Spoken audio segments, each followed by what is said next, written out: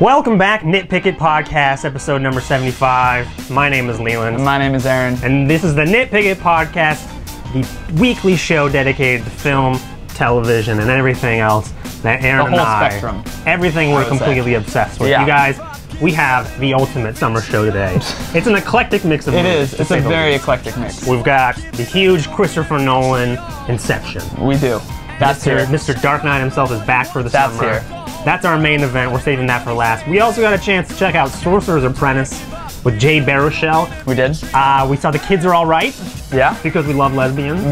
More than almost anything. More than almost anything. And the only time I like them more is when they're played by Annette Bening. To be honest. And Julianne Moore. Annette Bening, really. I mean, she's really like she's got the hair. Like I know people love the Wild Things scene with Neve Campbell and Denise Richards. I've mentioned it many times on every podcast I've ever done. I think I now prefer the Annette Bening Julianne Moore scenes, to be honest. He's full of shit. I'm totally. And we checked out. I finally got a chance to see Terribly Happy. We watched it the other day. The Danish weird movie that people compare to the Coen Brothers. A lot of different things. David Lynch, yada yada.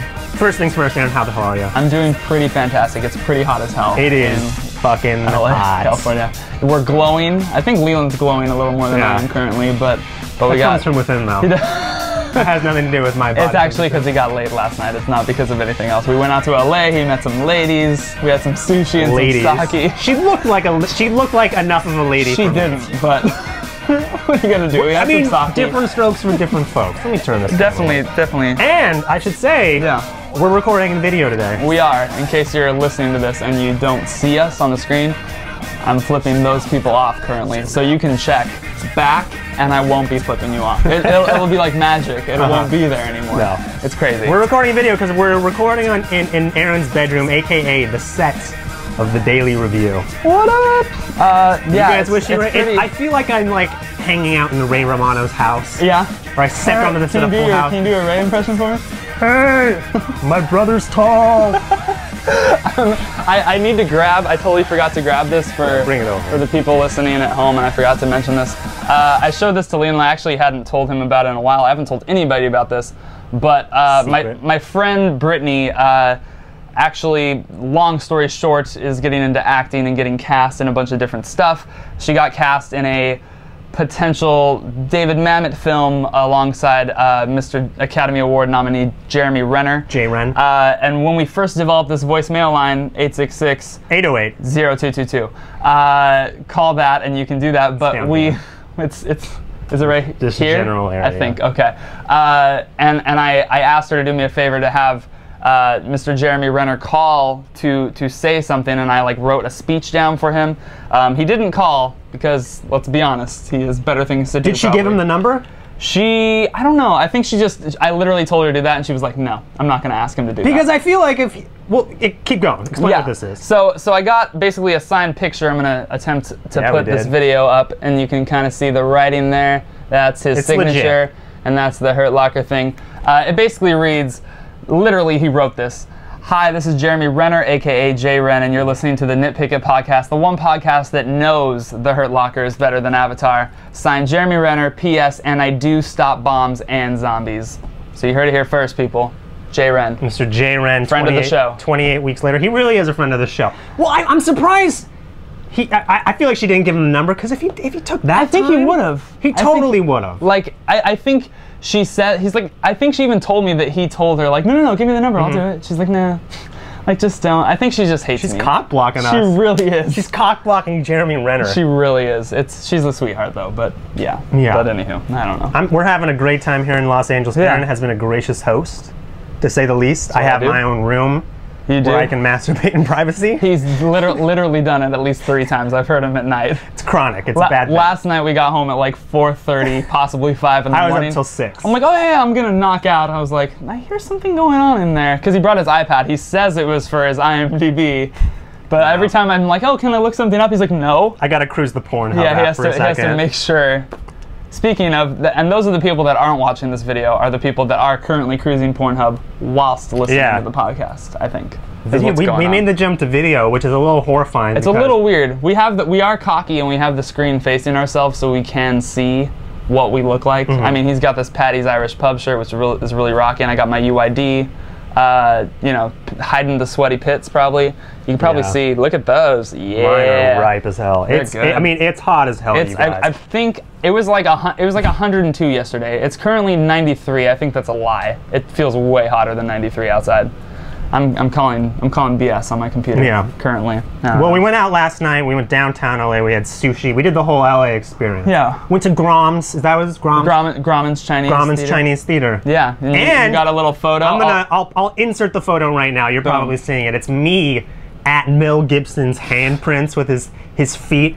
Perfect. I was so happy when I finally, because I was walking along, I was like, that would be so awesome if I saw fucking Mel Gibson's star. And we were both surprised actually that it hasn't been defaced yet. Like nobody's done anything. I'm surprised it isn't just covered in urine. Yeah, like it probably was. You actually laid down with it and like took a nap next to his hand. The one that beat his wife. Oh, too soon and too mean. I just love anytime I can lie down and take a ridiculous picture like that. I mean, it was packed. It was really embarrassing. And the to take that picture. the sad thing is though that you weren't. Like, you did lie down on concrete and, like, take a photograph with Mel, but you weren't the weirdest person there. No. That's the beauty of Los Angeles. We saw at least 4 trannies walk by us. Yeah, a number of trannies. We saw, there's, like, one who was very convincing. Oh, yeah. I was like, I don't know. Could go either way. Then there's, like, the dudes who just have tits, and it's like, you're a dude, and you have hairy pits. And then there was the girl that was stopped at the stoplight, this attractive white blonde girl. This black guy just walked by her and was like, "Yo, you ready to marry me?" I was like, "Whoa." She should have said, "Yeah, let's get this. Let's fucking do it. Do it now. Let's get married. Let's go to a chapel. Yeah. Let's make this work." It's almost like the Las Vegas. It's like the Wendy and Lucy of cities, I think. I had to do as well. I had to. We had a great deal of sushi, a lot of sake. A lot of sake. Which is just we actually stopped ordering sake and then we decided to order more. Yeah, we went like 2 rounds, then we did and then we did like another final like last hurrah. Went to Amoeba Music, which is, you explained to me it as the Costco of DVDs and CDs. It's like the Costco of DVDs and CDs, basically. It's massive. I spent 10 minutes, like, I was probably in there for 11 minutes and I wanted to buy everything.